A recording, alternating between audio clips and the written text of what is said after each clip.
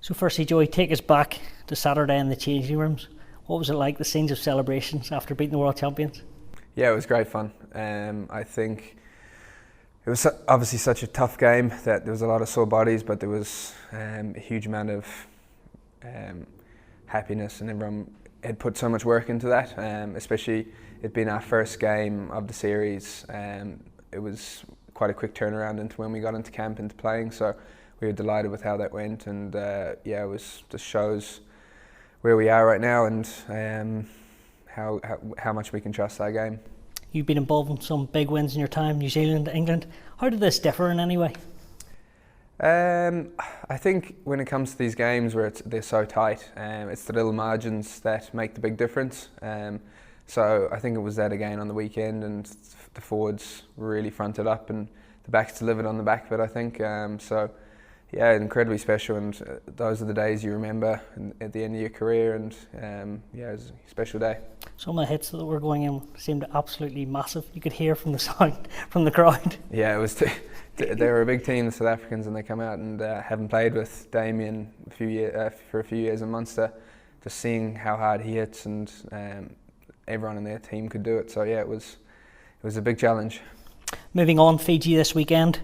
You'll be expected to win, but I suppose offer a different threat, obviously. Yeah, definitely. I think they can attack from anywhere is their big thing. So if we switch off for a second, we're going to be in big trouble. So we have to go out there and punch smart as well, because they're like the South Africans. They'll come out and hit you if you let them. So yeah, I think they're a really, really good outfit. It looks like Vilimai Botu will play at 10 against you.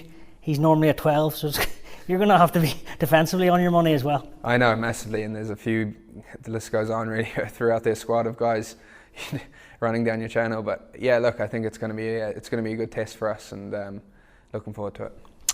I just want to take it back now. You've been in the Ireland camp in around 6 seasons now, still only 27, 36 caps, 11 starts. You've had your fair share of injuries, but how would you see it so far? Yeah, it's obviously, like you said previous, I think been involved in a huge amount of wins and some really, really special days. Liking to be starting more, playing more minutes, but I think that will come. I'm still developing, and like you said, just coming back from injuries and stuff has set me back. So I'm excited now for this season to get up and running and progress hopefully from Saturday on and put my hand up. And yeah, I just want to keep getting on the pitch, keep getting minutes, and really enjoy it. I can tell you saying there just how hungry you are to get minutes. It must be so difficult as well with the captain, Johnny Sexton, pretty much going to start if he's fit, ready to go. Like, how frustrating is that as a second choice fly half for Ireland? Yeah, it is. It's very frustrating, because I think if anyone was to say, like, it's obviously a huge honour to be part of it, but I suppose everyone wants to be doing the best they can and showing what they can do. So it is frustrating, but I'm trying to use it as a positive and take little bits and learn it and add it to my game. Hopefully be a better player from it. What is your relationship like with Johnny? Does competition spur you on? Yeah, we have a good relationship. I think having competition in the squad is really important. It means that every time you go out to training, you have to be on your game. And I think when you're on your game, you bring out the best in other people around you. So I think having that competition, whether it be a 10 or wherever it is on the pitch, I think is really positive, and it kind of brings the benchmark up every time.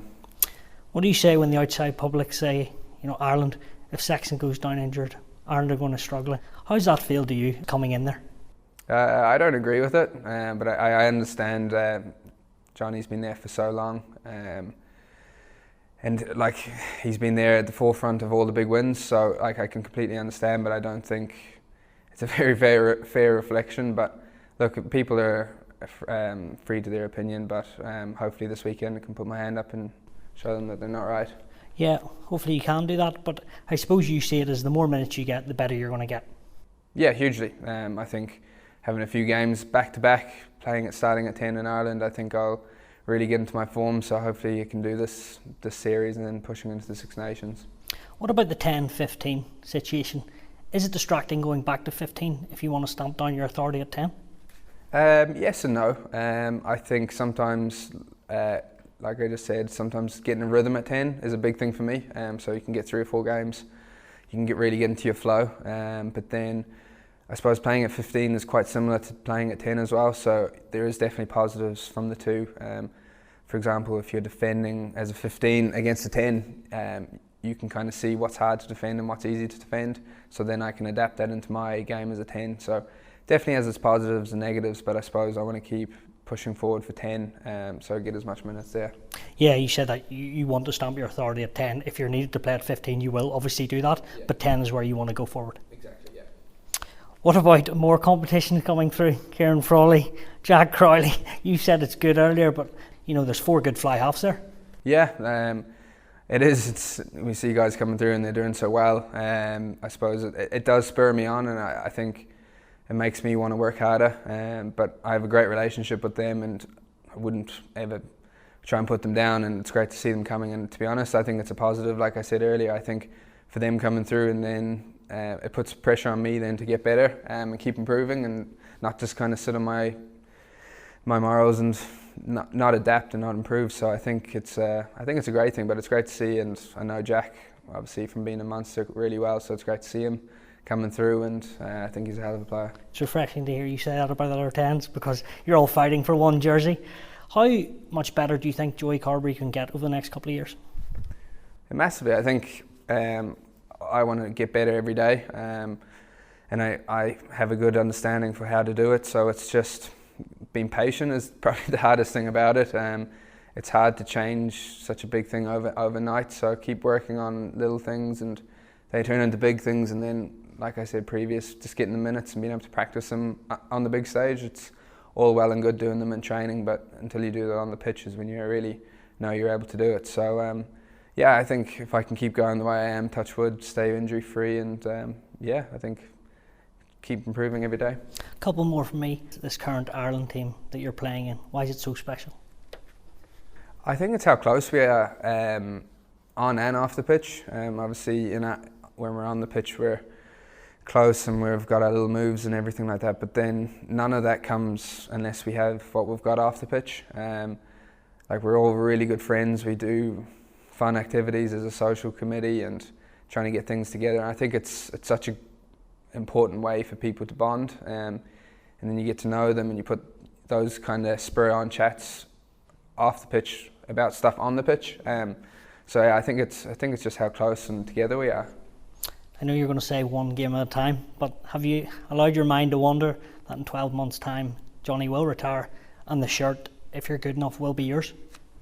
I suppose it's something you do think about, but I think looking that far ahead, for me personally, I'm focusing on this season, both with Munster and Ireland. We've new coaching staff in Munster now as well, so we're building stuff, and it hasn't been the best start to the season, but we can see where it's going. So for me personally, I'm thinking about trying to help the best I can there, and then I know if I can do well there, it will bring me up here and hopefully get the stats that I want to get. So yeah, it's big season. It's a big season coming up, because obviously this one leads into the next. But yeah, just like you said, taking it game by game. If we quickly bring it back to Fiji on Saturday, what type of game plan can we expect from you? Flat to the line? Is it just great to be back out there playing?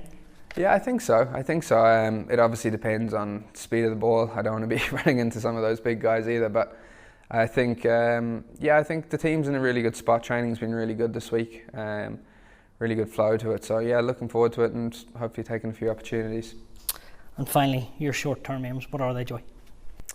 Short-term aims at the moment would be to play as well as I possibly can in the games coming up. Really put my hand up for Six Nations going forward. And then with Munster, I suppose it's to keep improving on what we've got. We've seen a real improvement recently, and it's hard for the new coaches to come in and just try and implement everything themselves, so I'm trying to help them out and get things going. So at the moment it's trying to just get everything up and running, and I know after a few games like that things will start to go, so I'm looking forward to that. Great stuff, Joey. Thanks for your time. Thank you. Cheers.